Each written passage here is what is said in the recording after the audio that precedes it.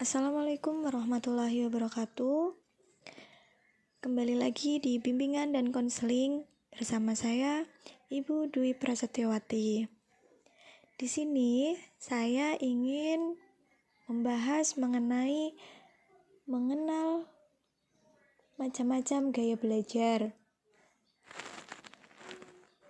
Tujuan dari mengenal macam-macam gaya belajar yaitu agar siswa atau peserta didik mengetahui tipe-tipe belajar sehingga dapat menyesuaikan diri dengan kondisi lingkungan belajarnya. Jika kita mengetahui gaya belajar, maka akan menjadi lebih efektif dan efisien ketika belajar.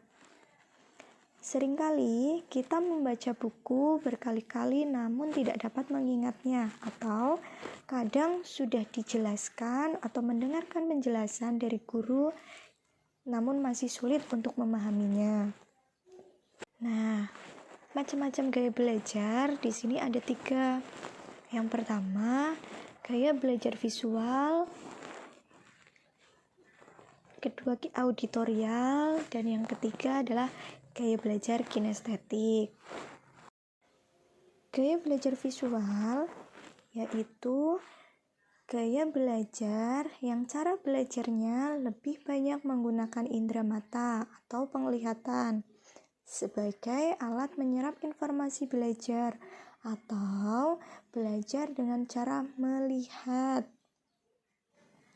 Kemudian, ciri-ciri gaya belajar visual yaitu ada: pertama, belajar lebih mudah mengingat dari yang dilihat daripada yang didengar. Yang kedua, lebih suka membaca daripada dibacakan. Yang ketiga, berbicara dengan tempo agak cepat. Yang keempat, cukup peduli dengan penampilan dan pakaian. Dan yang kelima, ada tidak mudah terdistraksi dengan keramaian. Selain ciri-ciri, di sini juga gaya belajar visual ada cara belajar yang tepat untuk diterapkan. Yang pertama, belajar dari gambar maupun video yang menarik. Kedua, membaca buku yang tidak hanya tulisan saja tetapi juga memiliki ilustrasi.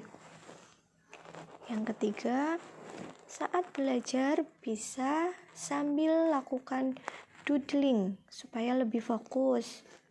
Gunakan spidol warna-warni saat membuat catatan. Membuat mind mapping untuk memudahkan belajarnya. Selanjutnya, gaya belajar yang kedua yaitu gaya belajar auditori.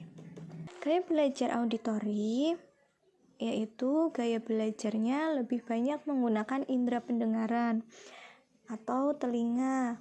Belajar dengan cara mendengarkan penjelasan dari teman atau dari rekaman. Ciri-ciri gaya belajar auditori yang pertama, lebih mudah mengingat sesuatu dari apa yang didengar daripada yang dilihat. Yang kedua, senang mendengarkan. Dan yang ketiga, mudah terdistraksi dengan keramaian.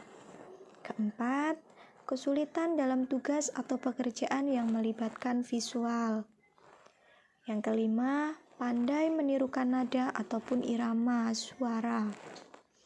Yang keenam, senang membaca dengan mengeluarkan suara atau menggerakkan bibir mereka.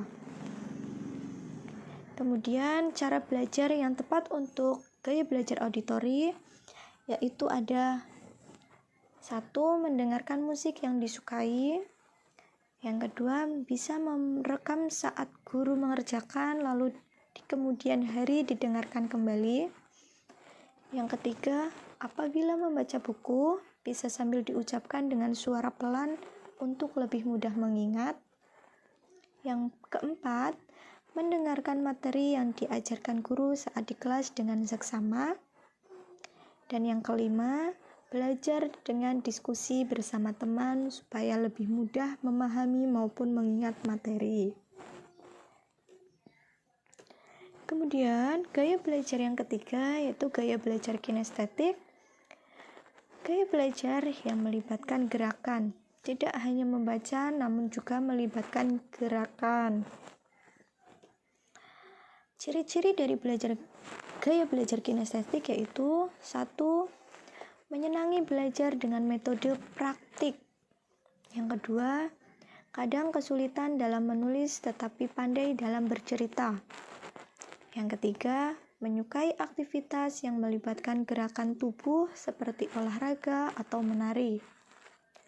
Yang keempat, saat berkomunikasi banyak menggunakan isyarat tubuh. Yang kelima, menghafal dengan cara berjalan atau melihat.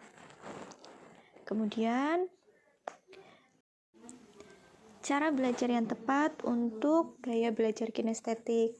Yang pertama, saat mendapatkan materi belajar, bila memungkinkan segera coba praktekkan.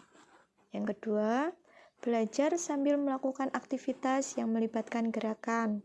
Misalnya, sambil berjalan atau sesederhana menjentikan jari. Yang ketiga, melakukan eksperimen dari materi yang didapatkan dari guru.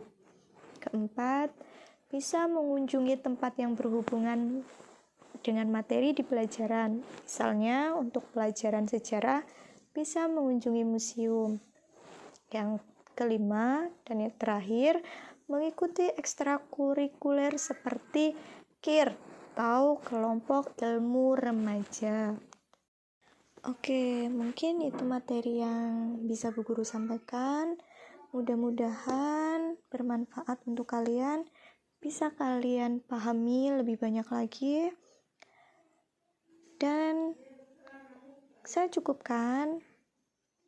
Kurang lebihnya saya minta maaf. Wabillahi taufiq wal hidayah. Wassalamualaikum warahmatullahi wabarakatuh. Jangan lupa like, komen, dan subscribe serta share kepada teman kalian. Mudah-mudahan bermanfaat untuk semuanya. Terima kasih.